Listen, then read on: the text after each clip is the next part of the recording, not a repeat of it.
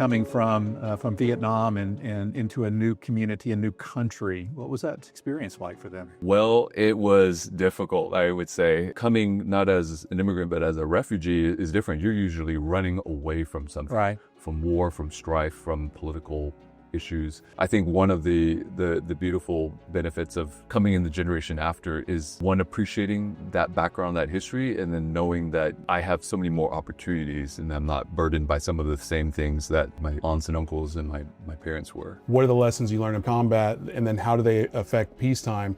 But then how do you take that and apply it to like the boardroom? There's no different. I used to prove this to my guys. So in the middle of battles, I would still be calling people back here for business stuff, and people would go, well, how can you do that? Run the battle? I said, because there's 24 hours in the day. And I said, what's wrong with you? You need to go sleep? It's how much pain you can tolerate. What I see in business is those who are successful are the most disciplined. They have a vision. They know their mission. And at the end of the day, they're persistent and they continue to do what they need to do to be successful. I'll probably say this more than once. People will say, never let a perfectly good crisis go to waste. So of course, you're going to take those bank failures and say, what lens am I looking for? I had even heard from somebody, I won't mention names, who was good friends with somebody on the Silicon Valley Bank, and they said, well, we talked to the CFO there, but he said it really wasn't our business to go in that deep. And I'm just thinking, what kind of lame board member are you? If you ask a question, you don't get an answer, that should be a red flag. I've managed money for wealthy people my whole career, so being a risk manager is really important. Right. That might sound silly in venture, but I think through diversification and sizing things right and getting access to the best talent is the way to de-risk some of these investments. In venture, you want 2 out of 10 to work and the other 8 may not work so well, but if the 2 work really well, that's where you make your returns.